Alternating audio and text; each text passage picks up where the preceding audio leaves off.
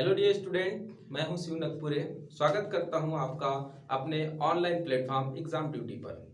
दोस्तों, आज हम पृथ्वी का उष्मा बजट पढ़ने जा रहे हैं।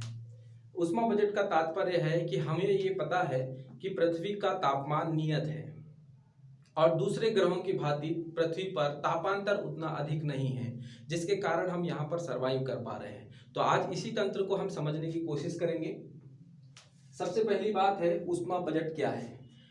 हमें सूर्य से उष्मा प्राप्त होती है, अर्थात सूर्य से प्राप्त उष्मा तथा पृथ्वी द्वारा विकिरित उष्मा के मध्य संतुलन कायम को ही हम उष्मी बजट कहते हैं।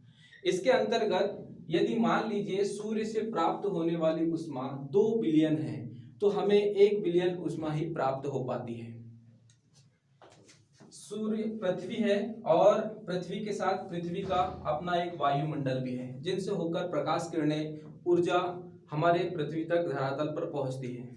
तो सूर्य से प्राप्त जो उष्मा है, सूर्य से प्राप्त उष्मा है, वो हमारी धरातल पर विभिन्न परिस्थितियों के आधार पर पहुंचती है। तो सबसे पहले हम मान लेते हैं सूर्य से प्राप्त होने वाली इकाई उष्मा 100 इकाई है, 100 इकाई है, 100 यूनिट है। और जब ये 100 यूनिट से उष्मा धरातल पर पहुंचेगी तो इन्हें विभिन्न माध्यमों से होकर गुजरना पड़ेगा। तो जैसे पृथ्वी के लिए निकलने वाली उष्मा पृथ्वी तक पहुंचती है, इससे पहले ही इसको एक वायुमंडल मिल जाता है। वायुमंडल की बाह्य परत के कारण 6 यूनिट उष्मा अंतरिक्ष में परावर्तित हो जाती है। उसके साथ साथ कुछ उष्मा पृथ्वी पर स्थित हिम टोपियों के कारण अंतरिक्ष में परावर्तित हो जाती है। मतलब हिम टोपियों का तात्पर्य ये होता है, वे पर्वत जिन पर हिम लगा हुआ है, बर्फ जमी हुई है, उनके कारण भी क्या होता है, ये 2 यूनिट जो उष्मा है ये अंतरिक्ष में परावर्तित हो जाती है। इसके साथ साथ हमारे वायुमंडल में उपस्थित बादलों के कारण 27 यूनिट उष्मा अंतरिक्ष में परावर्तित हो जाती है। कहने का तात्पर्य यह है कि टोटल हम कैलकुलेट करें इसको 27 और ये हो जाएगा आपका 35 यूनिट उष्मा पृथ्वी पर पहुंचे बिना ही अंतरिक्ष में परावर्तित हो जाती है। और इसी उष्मा की मात्रा को हम पृथ्वी का एल्बिडो कहते हैं। क्या कहते हैं? एल्बिडो कहते हैं।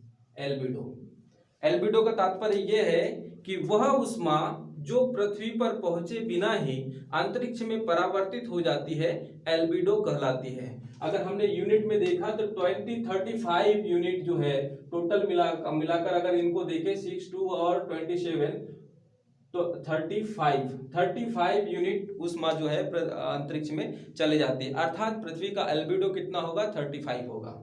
शेष हमारे पास 35 यूनिट चले गए। अब बचा हुआ है 100 में 65 यूनिट। तो 65 यूनिट से हमारे वायुमंडल में उपस्थित बादल 14 यूनिट एब्जॉर्व कर लेते हैं। मतलब 14 यूनिट जो है ये बादल अवशोषित कर लेते हैं। तो शेष हमारे पास अब 51 यूनिट बचते हैं। 51 यूनिट जो पृथ्वी अवशोषित करती है। 51 यूनिट में दिन के समय में सूर्य से आने वाली प्रकाश किरणें, आपको पता होगा कि प्रकाश या उष्मा की गति, उष्मा जो संचरित होते हैं ये 3 रूपों में होते हैं। एक होता है विकिरण, दूसरा होता है तापन और तीसरा होता है संवहन। ये 3 रूपों में उष्मा का संचरण होता है। विकिरण का तात्पर्य होता है कि यदि 2 पिंड आपके पास है और दोनों अलग अलग है, एक को ज्यादा गर्म कर दिया जाए, दूसरे को कम, दूसरा ठंडा है, दोनों को पास में अगर आप लाएंगे तो गर्म पिंड के कारण ठंडा पिंड भी धीरे धीरे अपना टेम्परेचर उसका बढ़ने लगता है। तो वो किस माध्यम से गया था? विकिरण से। एक धातु की छड़ रख लेते हैं हम और इस धातु के छड़ को एक साइड से गर्म करेंगे तो दूसरा साइड ऑटोमेटिक गर्म होने लगता है। तो ये प्रोसेस जो है ये कहलाती है तापन। तथा संवहन में देखेंगे आप, जब आप पानी गर्म करते हैं तो पानी गर्म करने के बाद यहाँ पर बर्नर लगा हुआ है, इसके कारण से ये पानी गर्म होता है। तो पानी संपूर्ण रूप से गर्म होता है, न कि निचली परत में। इसका तात्पर्य यह है कि यहाँ पर जो अणु होते हैं वो हीट प्राप्त करने के बाद ये ऊपर की ओर गति कर लेते हैं और ऊपर से ठंडा अणु जो है नीचे आएगा, फिर ये प्रोसेस चलती रहेगी और इसी प्रोसेस को हम संवहन कहेंगे। संवहन की प्रोसेस केवल गैस और लिक्विड में होती है, तो ऊष्मा का संचरण है इस रूप में होता है। तो आप ये प्राप्त कर चुके हैं, पता कर चुके हैं कि ये सूर्य ये गर्म पिंड की भांति है और ये ठंडे पिंड की भांति है। तो इसी कारण से यहाँ का ऊष्मीय ताप कहां तक संचरित हो रहा है, पृथ्वी तक संचरित हो रहा है। और हमारी पृथ्वी लगातार रोटेट कर रही, घूम रही है, ठीक है। तो हमारी पृथ्वी पर आधा भाग रात वाला होगा और आधा भाग दिन वाला होगा, अर्थात जिसके सम्मुख सूर्य होगा तो वो भाग क्या कहलाएगा, दिन कहलाएगा। तो दिन के समय में उष्मा का संचरण सूर्य से पृथ्वी की ओर लगातार होता है और सौर्य उष्मा के कारण ही पृथ्वी का तापमान बढ़ता है। लेकिन यही कंडीशन रात्रि के समय देखा जाए तो हमने ये देख लिया है, दिन के समय में 100 यूनिट अगर पृथ्वी पर आ रही है तो उसमें से 6 यूनिट जो है बाह्य वायुमंडल के कारण, 2 यूनिट जो है हिम टोपियों के कारण और 27 यूनिट जो है बादलों के कारण। ये अंतरिक्ष में पृथ्वी पर पहुंचे बिना ही परावर्तित हो जाते हैं या लौट जाते हैं और यही मात्रा क्या कहलाती है, एल्बिडो कहलाती है। अब ये दिन की कंडीशन पृथ्वी को प्राप्त हो गया, 51 यूनिट उष्मा प्राप्त हो चुकी है। लेकिन रात्रि के कंडीशन में क्या होगी, जब ये भाग नाइट वाला होगा तो पृथ्वी भी क्या करेगी, उष्मा को विकिरित करेगी। अब यहाँ पर 51 यूनिट हमारे पास रखा हुआ है। अब इस 51 यूनिट से 51 यूनिट धीरे धीरे पृथ्वी इसको विकिरित करेगी। तो 6 यूनिट जो होता है, 6 यूनिट विक्षोभ के कारण विकिरित होता है, विक्षोभ। इसमें से 19 यूनिट संवहन के कारण और 9 यूनिट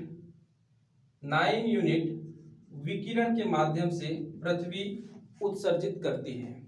तो टोटल देखा जाए तो यहाँ पर 34 यूनिट हो गए। आपने पता कर लिया है 51 यूनिट ही पृथ्वी तक पहुंच पाए, जिसमें से 9 यूनिट विकिरण के माध्यम से, 19 यूनिट संवहन के माध्यम से और 6 यूनिट विक्षोभ के माध्यम से विकिरित हो रही है। शेष बचा हुआ 17 यूनिट डायरेक्ट अंतरिक्ष में चले जाता है। अब ये 34 यूनिट जो है, जो पृथ्वी द्वारा विकिरित की गई है, इसको फिर से यहां पर बादल मिलने वाले हैं। तो ये 34 यूनिट डायरेक्ट अंतरिक्ष में न जाते हुए 34 यूनिट को बादल एब्जॉर्व कर लेते हैं। अब आप पता कर चुके हैं 34 और ये 14 यूनिट टोटल मिलाकर देखेंगे तो बादलों के पास अभी रखा हुआ है 48 यूनिट।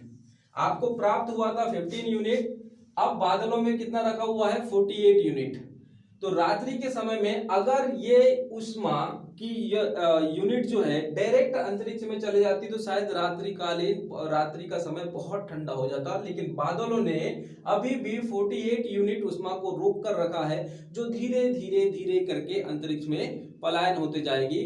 और जब ये धीरे धीरे अंतरिक्ष में पलायन होते जाएगी, लेकिन जब तक ये उष्मा अंतरिक्ष में पलायन हो उससे पहले दूसरे दिन सूर्य निकलकर आगे सूर्य के द्वारा प्राप्त उष्मा के कारण फिर से पृथ्वी क्या हो जाएगी, पृथ्वी का वह भाग गर्म हो जाएगा।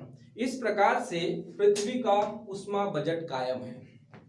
आपको बता दें दोस्तों, पृथ्वी का औसत तापमान 15 डिग्री सेल्सियस है और जो कि नियत है, यानी इसमें बदलाव नहीं हो रहा है। यदि इसमें बदलाव होता है तो इसका स्पष्ट रूप से प्रभाव हमारे क्लाइमेट, हमारे एनवायरनमेंट के ऊपर पड़ने वाला है। आपको जानकारी के लिए यह भी बता दें कि अब तक पृथ्वी पर 1.6 डिग्री सेल्सियस टेम्परेचर बढ़ चुका है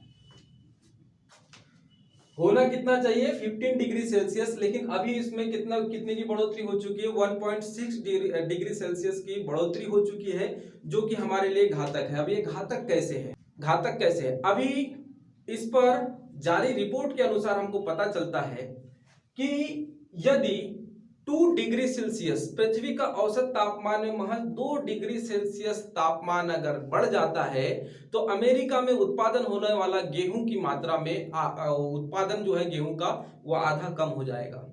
ग्लेशियर पिघलने लगेंगे, समुद्री क्षेत्र बढ़ने लगेंगे और इससे बहुत ज्यादा अव्यवस्था होने वाली है और इसी को हम बोलते हैं ग्लोबल वार्मिंग। तो पृथ्वी का औसत तापमान में बढ़ोतरी नहीं होना चाहिए और 2 डिग्री बोला जाए तो 0.4 डिग्री सेल्सियस तापमान और इंक्रीज होता है तो उस परिस्थिति में हम पहुंच जाते हैं। ठीक है, तो इस प्रकार से आपने देखा कि पृथ्वी का ऊष्मी बजट किस प्रकार से कायम है और यह हमारे लिए अनुकूल है। यहां पर दोस्तों अब ये चीज क्लियर हो रही होगी कि ये परिस्थिति हर जगह हर समय एक समान नहीं होती है। यदि बादलों का डेंसिटी कम होगा, घनत्व कम होगा या निम्न स्तरीय मेघ नहीं पाए जाएंगे, वहां पर उच्च स्तरीय मेघ पाए जाएंगे तो जाहिर सी बात है यह 48 यूनिट कम मात्रा में रुक पाएगा और जिस कारण से वहां पर टेम्परेचर कम हो जाएगा। यही कारण है कि मरुस्थलों में रात्रि का तापमान बहुत कम और दिन का तापमान बहुत अधिक हो जाता है, क्योंकि मरुस्थल का जो भाग है दिन के समय में बहुत गर्म हो जाने के कारण वहां पर वायुमंडल विरल हो जाता है और विरल होने के कारण ये 48 यूनिट कुछ ऊंचाई पर जाकर बढ़ जाती है। यानी ये भाग होना चाहिए निचले क्षेत्र में, निचले अगर बादल होते तो इसको 48 यूनिट को यहीं पर रोक लेते, लेकिन अब ये कहाँ जाएगा, थोड़े ऊंचाई में फैल जाएगा, इस कारण से टेम्परेचर कम होता है। आपने ये भी देखा होगा कि ग्रीष्म काल में दिन में बहुत ज्यादा तापमान होता है और जब वो सुबह का टाइम होता है तो वहां पर आपको तापमान कम प्राप्त होता है। कारण वही है कि ज्यादा तापमान होने के कारण गैसों में प्रसार होता है और प्रसार होने के कारण जो 48 यूनिट है ये उतनी मात्रा में नहीं रुक पाती है। आपने एक क्वेश्चन पढ़ा होगा, साफ आसमान वाली रातों की तुलना में बादलों वाली रात अधिक गर्म होती है। गर्म होने का रीजन क्या है, यही वाला है कि 48 यूनिट वो ज्यादा ऑब्जर्व करके रखता है, इसको उष्मा को ज्यादा देर तक रोक के रखेगा, इस कारण से वहां पर तापमान बढ़ जाता है। अब इसको प्रभावित करने वाले कुछ कारक भी होंगे। पहला कारक ये मिलता है कि तो पृथ्वी की ध्रुवों पर आपतित कोण का मान 90 डिग्री होता है, ठीक है, और विषुवत रेखा पर आपतित कोण का मान 0 डिग्री होता है। तो जब 90 डिग्री आपतन कोण का मान होगा उस परिस्थिति में वहां पर बहुत कम उष्मा प्राप्त होगी और विषुवत रेखा पर 0 डिग्री की कंडीशन में होने के कारण वहां पर अधिक उष्मा प्राप्त होगी। तो एक कारण आपको पता चल गया कि पृथ्वी का ऊष्मी बजट को प्रभावित करने वाले कारक में एक क्या हो गया, आपतन कोण। आपतन कोण का मान जितना अधिक होगा उतना कम वहां पर तापमान होगा। दूसरी परिस्थिति ये बन जाती है कि पृथ्वी पर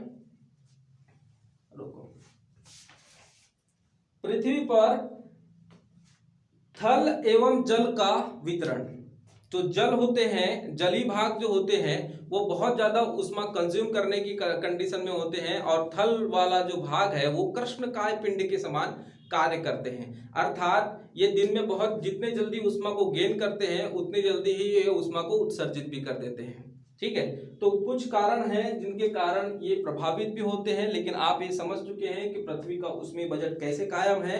पृथ्वी पर औसत तापमान जो बहुत ज्यादा वेरिएशन के साथ, बहुत ज्यादा अंतर के साथ नहीं है, उसका कारण आप समझ चुके हैं। आप ये देख पा रहे हैं कि सूर्य से, एक बार इसको और एक बार समझे, सूर्य से प्राप्त उष्मा को हमने 100 इकाई मानी है और सूर्य से प्राप्त उष्मा, सूर्य की जब उष्मा पृथ्वी की ओर गति करती है तो इसको एक बाह्य मंडल मिलता है और बाह्य मंडल के कारण 6 यूनिट जो है डायरेक्ट क्या हो जाती है, परावर्तित हो जाती है। आगे बढ़ेंगे तो 2 यूनिट जो है उष्मा, ये हिम टोपियों के कारण, हिम टोपियों का मतलब आप समझ चुके हैं कि इस पर हिम टोपियों पर यानी ऊंचे पर्वतों पर जब बर्फ लगी होती है तो हम उसी को हिम टोपी बोलते हैं। तो हिम टोपियों के कारण 2 यूनिट इकाई अंतरिक्ष में परावर्तित हो रही है। उसके साथ साथ जब बादलों के कारण 27 यूनिट बादलों के कारण पृथ्वी पर पहुंचे बिना ही परावर्तित हो रही है। टोटल मिला रहे हैं तो हम 35 यूनिट ऐसी उष्मा है जो पृथ्वी पर पहुंचे बिना ही अंतरिक्ष में परावर्तित हो जाती है, और इसी को हम एल्बिडो कहते हैं। इसी को क्या कहते हैं? एल्बिडो कहते हैं। शेष जो बचा हुआ भाग है 65 यूनिट में 14 यूनिट बादलों के द्वारा ऑब्जर्व कर लिया जाता है, फिर बचा हुआ 51 यूनिट सीधे पृथ्वी पर आता है, और पृथ्वी पर पहुंचने के बाद पृथ्वी इसको अवशोषित करती है और धीरे धीरे विकिरण उत्सर्जन भी इसका पृथ्वी के द्वारा उत्सर्जन भी प्रारंभ होगा। इसमें 17 यूनिट बिना कोई रोक टोक के अंतरिक्ष में परावर्तित हो जाती है। अब बचा हुआ यहाँ पर 34 यूनिट, जिसमें से 6 यूनिट विक्षोभ के द्वारा